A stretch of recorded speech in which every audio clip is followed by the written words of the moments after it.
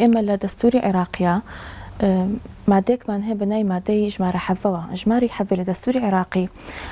بيمان على لكل فرد الحق في الخصوصية الشخصية بما لا يتنافى مع حقوق الآخرين والآداب العامة. وتهريج لإما خاوني آزادتي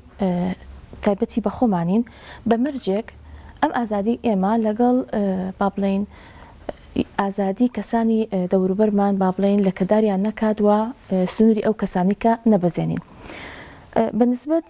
بڵاوبوونەوەی چاودێری لەناو کامێرەکانی چاودێری لەناو کۆمەڵگایە ئەتوانین ئێمە بڵین دوو لایانی هەیە ئەم بابەتە. یەکەمیشت بەهۆی پێشکەوتنی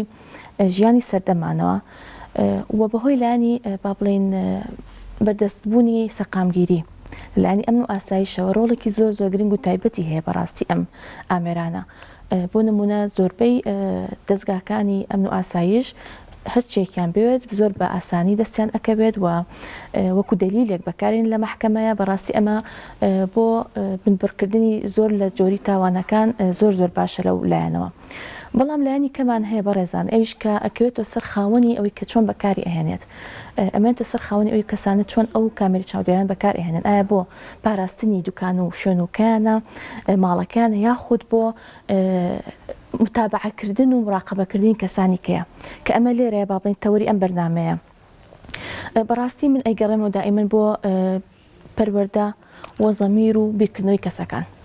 یعنی بۆ نمونە تۆ خاوەن دوکان نارێکیت زۆر ئاسای مافی خۆتە پارێزگایی لە کەلوپەری ناو دوکانەکەت بگری. بەڵام ئەوە بەکار نەهێنی بۆ ئەوەی تەسویری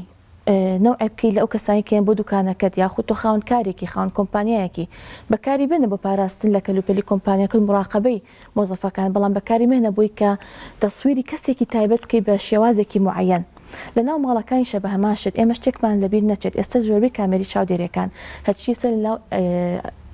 با بڵین ئایتی بێتی ئەگا لەم بابەتە زۆر بە ئاسانی ئەتوانن کامێری چاودێرێکی تۆ لە ماڵی خۆتەوە یعنی ئەو شەریکی لێت بەستووە لەگە ڕێزم بۆ باشەکانیان ڕێک ئەتوانێت بێ مراقبەی ماڵەکەی تۆ بکات. ئەپلیکیشن هەیە تۆ مۆبایلەکەشت داخستووە ئەتوانێت بیکاتەوە گوێ لە هەموو شتێکی تۆ بگرێ. یعنی بابەتی با بڵین ئەوانەی کە لە پرۆگرام سازی ئەم بەرنامانەیە ئیشەکەن یعنی لایانی خراپی هەیە، بەڵام بە پێوەی کە کەسەکە خۆی بۆ چ شتێک ئەڕوا بۆ چ شتێک ئیشەکە. ئێمە زۆر جار ئەڵێن هەموو بەرنامەکانی سۆشیال میدیا مراقبەی لەسەرە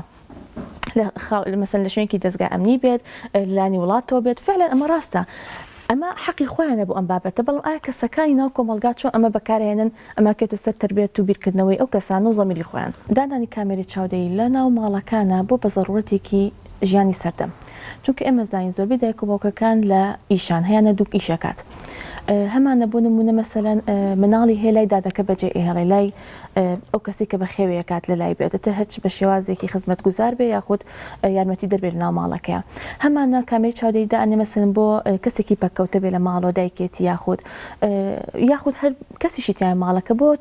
پارێزگاری و چاودێریکردنی ماڵەکەی کێ ئەوەستێت لە بەردەمیان مەسەلەن کێ هاتوچی ماڵەکە ئەکات. بۆ ئەم بابەتانە بەڕاستی سوودی هەیە، ئەمە حقیقەتێکە. بەڵام بابەتی کەمان هەیە مەسەلەن بۆ نمونە وەکو کە پێشتریش باسم کرد ئەگەر بێت و اختیراقی یعنی ئەم بابەتانە بکوێتە دەستی کەسانی خراپەوە، کەسانێک بتوانن کۆدی کامێری چاودێرەکەی تۆ بکەنەوە بگەنە هەموو خصوصیاتی ژیانی تۆوە. ئەمە لایەنە خەتەرەکەیە. ئەگنە تاکو تۆ بڵێ بەڕاستی سۆشیال میدیا و ژیانی سەردەمەوە ئەم پێشکەوتنی تەکنۆلۆژیا زۆر خزمەتی مرۆڤەکات، زۆر ئیشی بۆ ئاسانەکاتەوانێ. یعنی هەیە بۆ نمونە مەزرعە یا خوشتێکی هەیە لە شوێنێک هەر بە ئەپلیکیشنی مۆبایلەکەی دەستی لێات و ئاوەکانی بۆ ئەکاتەوە لە شوێنەیە، هەر شتێکی هەبێت ئەیکات، یعنی ئاگای لە هەموو شتێکە. بەڵام لایانی کەشی هەیە کە اختیراقی خصوصیەتی کەسانی کە ئەکات. یعنی ئێمە لەواچی باسی ئەوە بکەین کە بەعزە کەسێک بەلایەنە خراپەکە چۆن بەکاری ئێنی مەسەن بۆ تۆ ئەچی بۆ شوێنێک ئاسایی دانیشتی بەڵام سێرێکی لە پڕێکە مەقطعێکی تۆ بڵاو بۆ تەوانێ و بۆ بە ترند لە سۆشیال میدیا و ئاگاش لێ نییە لە سەیرانێکە بۆ مەسەن دانیشتی هەڵە پەڕیا نانەخوێ لەگەڵ خێزانی خۆتای کشتێکی تایبەتە هەیە سێرێکی لە پڕێکە ئەو ئیشی تۆ ئەو ڕفتارەی تۆ یا هەشت ڕفتارەکە باش بێ خراپێ بڵاو بۆ تەوانێ و تۆ ئاگاش لێ نییە. ئەمە لێرەیە بەڕاستی لە ڕووی ئاکاریەوە و لە ڕووی پەروەردەی و شتێکی هەڵەیە و لە ڕووی شەرعی و ئاینیش شتێکی هەڵەیە و یاساش بەڕاستی بەرجەستی ئەمانەی کردوێتەوە لە حاڵتانە بۆیە سێرەی ئێمە یاسای سزادانی عێراقی چەندین بڕگەمان هەیە کە ڕێگری لە ماکات کە کەس تعدا لە خصوصیەتی کەسانی کە نەکا. ئەوی ژمارەکانی یاسای ژمارە 111 بۆ ساڵی 1969 کە ئەویش با بڵێن ڕێگری ئەکات لەوەی کە هەر کەسێک اعتیدا بکات لەسەر حرمەت و شخصەتی کەسانی بەرامبەری ئەویش بە مادەکانی 1 و 2 و 438 کە نصەکەی ئەڵێ چی يعاقب بالحبس مدة لا تزيد عن سنة وبغرامة أو بإحدى هاتين العقوبتين هەچ کەسێک کە چی بکات حرمەی کەسی بەرامبەری خۆی تەجاوز کات و با بڵێن سنوور ببەزێنێ لەگەڵ ئەو کەسەیە. ئێمە شتێکیشمان بیر نەچێت لەلایەنی ئاینیەوە بەڕاستی ئەمە شتێکی جوان نییە. هەرچی بکەیت لە خەڵک یەتەوە ڕێگەی خۆت. حەزرەتی ئیمام عەلی وتەیەکی زۆر زۆر جوانی هەیە ئەڵێ كل الديون تدفعونها من جيوبكم إلا ديون أعراض الناس تدفعونها من أعراضكم. يعني چی؟ هەموو قەرزەکان بە پارە ئەدرێتەوە تەنها قەرزی ناموس نەبێت کە لە ناموسی خۆتان ئەدرێتەوە. یان ئەگەر هەچ کەسێک ئەم شتانە بخاتە بەرچاوی خۆیەوە دەجار بیرەکاتەوە من بەبێ ئەزن تەسویری کەسێ بکەم کە ئاگای لە خۆی نییە، بەبێ ئەزن مەقطعی کەسێک بڵاو کەماوانێک کە ئاگای لە خۆی نییە، هەش تەسەڕوفێ بێت. ئێمە زۆربەی کات ئەبینی مەسەلەن کەسەکە لە شوێنی خۆی دانیشتووە اینجا ئەچن یەک پارچەیەک لە قسەکانی یا یەک شتێک لە ڕفتارە بەسیتەکە هەزاران شتی کەی لەگەڵا بۆ دروست ئەکەن. تۆ چوزانی ئەو کابرای ئەو ئیشێ بۆچی کرد بەعینی بۆ نمونە مەسەن بۆ نمونە کەسێک سێرەکەیت ئەگەر بوێت ژینگە پاکاتەوان احتیمالە لەسەر ڕێگا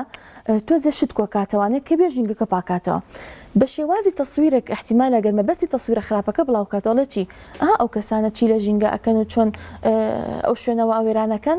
تۆ نازانەوە لەوا چێ ڕووەکە خراپەکان لابا لەو شوێنەیە لەوا چێ بەرد لابا لەوا چێ شوشە کۆکاتەوانێ وازحە بەپی ئەوەی ئەو کەسە چۆن ئەو شتە بڵاو ئەکاتوانێ لێرە ئەمە بۆ بە کێشەی ئێستا کێشەی کۆمەڵگای نەک بەس کوردی هەموو شوێنەکان بەمەوە ئەناڵێنەوەنی بەبێ ئزنی خۆیان ڕسمیان بڵاوکرێتەوە بەبێ ئزنی خۆیان ڤیدیۆیان بڵاوکرێتەوەنی بەبێ ئزنی خۆیان دانیشتنیان بڵاو ئەکرێتەوە یعنی تۆ سێر بێن بەرچای خۆتان بەڕێزان لە دانیشتێکی خێزانێ لە عداوەتێکای لە شوێنێکی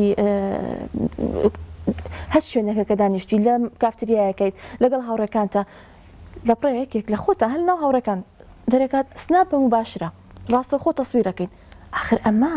چەند برادریش بی لەگەڵ یەکتریە جوان نییە ئەم شتە یعنی بەڕاستی من کا لە هەموو تاکەکانی کۆمەڵگە ئەەکەم لە ڕووی ئەوەی کە بەڕاستی ئەمە نەریتێکی ناشرینە بڵاو بۆتەوانێ لێمان یعنی تۆ بە چ حەقێک من دانیشتم لەگەڵ توانان ئەخۆم بەبێ من بزانم سناپەکە و بەرز دەکەیتەوە ئەوە لەسەر تیکتۆکین ئەوە مباشر لەسەر سناپ تەسویر آخر ئەمە نەجوان نییە وازحە یعنی لەناو خێزانەکانە با بڵێن لە حەفلاتی ئەمە زۆر ئەمان بینی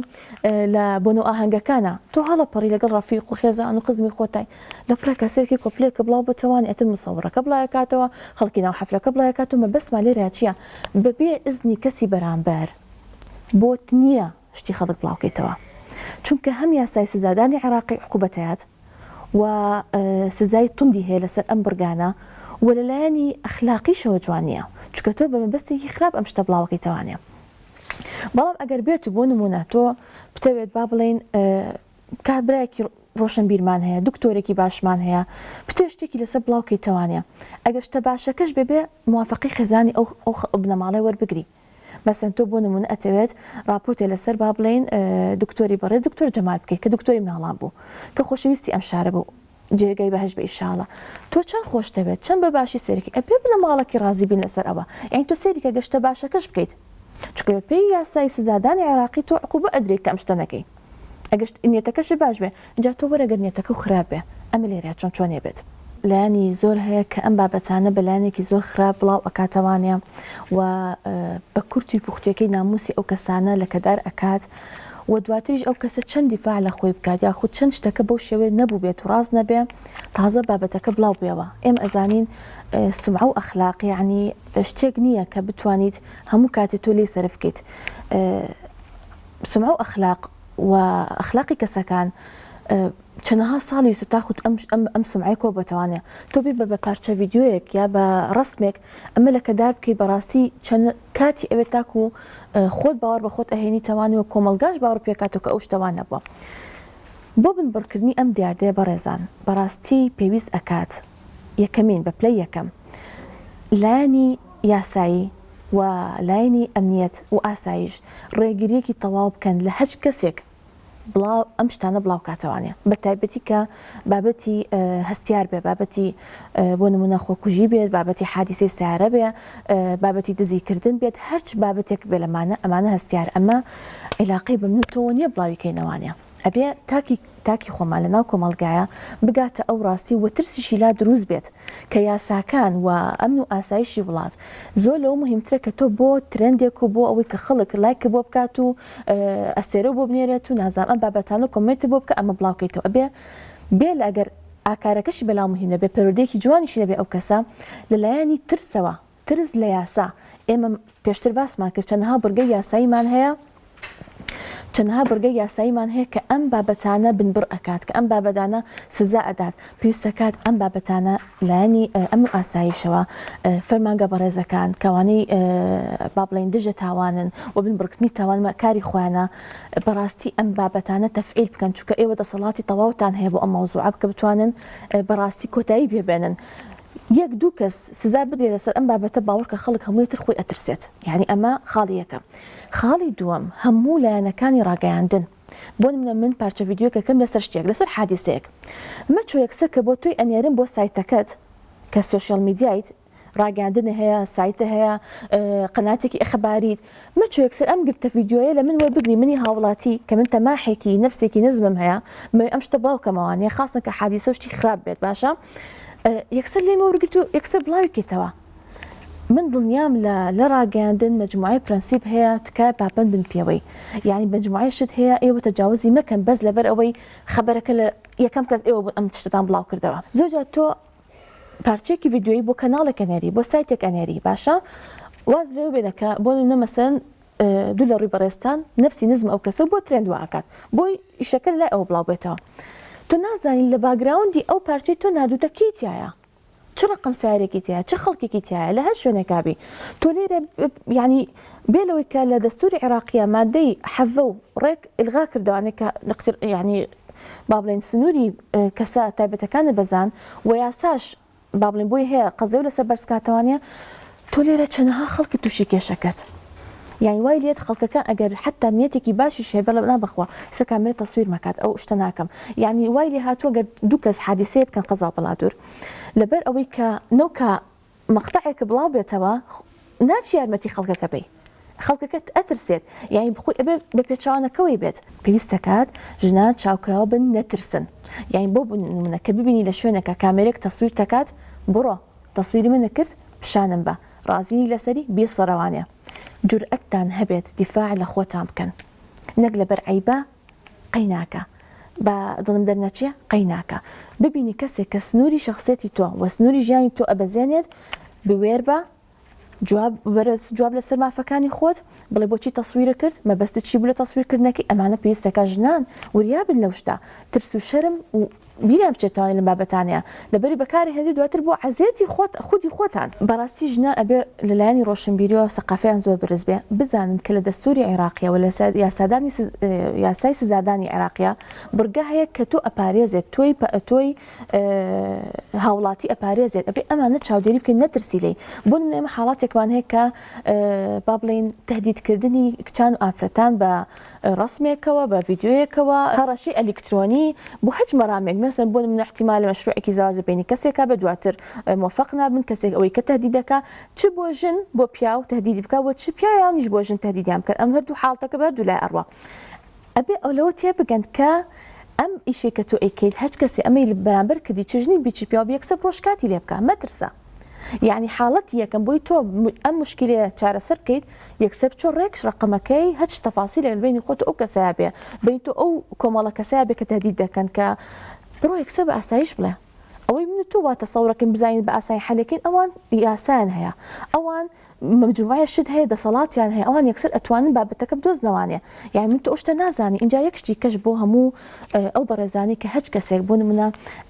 هەڕەشتان لێ بکە لانی بابەتی ئەلکترۆنی بێ ڕەسم بێ هەر شتێک بێ تۆ چەند ئەترسی ئەو دەقات ترسنۆکترە بەڵام ئەوەی تایە فەرقەکە لە چیایە ئەو بێ شەرمە تۆ شەرمەکەیت لەبەرە تۆ ئەو شەرمی خۆت بە چێشکێنی کە بچی دەستگا ئاسایشەکان ئاگادار بکەیتوانێت مەترسە لەم شتە یاسا بۆ دانراوە کە پارێزگایی لە مافی هاوڵاتی بکە و یەکشتی کەشش ئەو کەسانی کە هەڕەشەی ئەلکترۆنی بێهەشتێ بەکەیکەن بە ئافرەتان بە پیاوان کۆتایی نایەت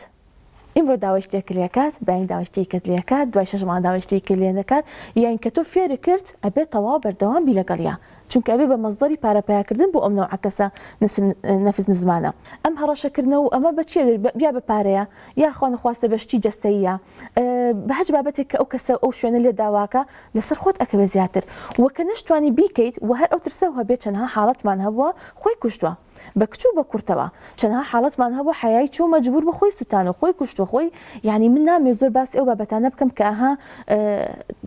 هەمومان ئێزانین لەبەر بۆی نەکەویتە ئەو حاڵەتەوە بێ بە دەرسێ بۆت و دایک و باوکەکان براکان خوشکەکان لە ناو خێزانەکانی خۆتانە یەکسەر بڵێ مادام تۆ مۆبایلی پێ کچی خۆم کوڕی خۆم هەچ کەسێت هەڕەشەی لێکردی هەچ کەس ئەگەر هەر شتێکی شەو بێ لەگەڵ یا وەرە خۆم بە خۆم بڵێ ئاگادارم کەرەوانێ مەترسە یعنی ئەم شتە زۆر زۆر گرنگە خێزانەکان بگەنە ئەو باوەڕ پێکردنەوە کە تۆ پشت و پەنای مناڵەکانی خۆتیت و باوەشی یەکەم و پارێزگاری یەکەم لەناو خێزانەکانە باوک و برا و خوشکەکان و دایکەکانن ئەمە لەبێت ئەگەر بێت و خێزانەکەت ئەو دەرەجە ڕۆشن بیر و تێگەشتنی نەبێت کە پارێزگاری لێ بکە تۆ هەموو مەنتیقەیەک هەموو شوێنێک هەموو گەڕێکێک هەموو شارێک دەستگای ئاسایشی خۆی لە یەکسەر چوو بۆ ئەبێ من بەڕاستی وەکو ئافرەتێک لێرە ئامۆژگاری ئافرەتان و کچان ئەەکەم خۆتان بەکەم مەزانن من بۆ باسی ئەمە بابەتاکەم چونکە حاڵەتێک هەیە لە کۆمەلگایە کە ئێستا هەڕەشە لە کچان و ژنامان ئەکات ئەویش هەڕەشەکردن ئەلکترۆنیەکانە یعنی کچی خۆم تۆ ئەو نەڕۆشن بیر بە ڕسمی خۆت بۆ کەس مەنێرە گردە ڤیدیۆ کامێرە مەکەرەوە بۆ هیچ کەسێک من ئامۆژگاری ئافرەتانەکەم کە بە کشتی کەم ڕازی مەبە کە خۆ بەکەم مەزانە نرخی خۆت و جەستەی خۆت و بیرکردنەوەکانی خۆت بزانە و بە هیچ شێوەیەکیش تێمەکەوە بە خەڵک تێمەکەوە بە کەس لە ناو ماڵەکەی خۆتە تەنەت یعنی ئاگاداری ئەو بە حتى لەناو ماڵی خۆتە خوشکە بچووکەکە و یا براکە و یا هیچ کەسێک مۆبایلی بەدەستەوە بێت چۆن تەسویر دەکات چۆن چیەکە چی بڵاوکاتوانێ چونکە احتیمال مۆبایلەکەی لە یەکێ لای برادرە دابنێ ئەو کەسە بچێت مۆبایلی ئەو کەسی خێزانەکەی تۆ بکاتەوانێ و ڕسمەکانە بەرێت وازەحە ئەچی بۆ هەچ شوێنێک مەسەن بۆ من ئەگەر فلاشە هەشتێکە بەکاری هەنی لاپتۆپەکانتان کە بەکارین و فلاشی پێوە ئەبەسترێتوانێ وریای ئەوە بە لە چ شوێنێک لاپتۆپ بەکاری هەنی لە چ شوێنێک لاپتۆپ و چاکەیتوان احتیمال لاپتۆپ و دنیاە ڕسمی تایبەتی خۆی ئەو وریای ئەم بابەتانە بە بۆی تۆ نەکەویتە ناو هەڵەکانەوە و پێشوەختە خۆت لەم شتانە بپارێزی بە هیوای کە هەموو ئافرەتان و کچانی کورد پارێزراو بە لە هەموو کوردستانی خۆمان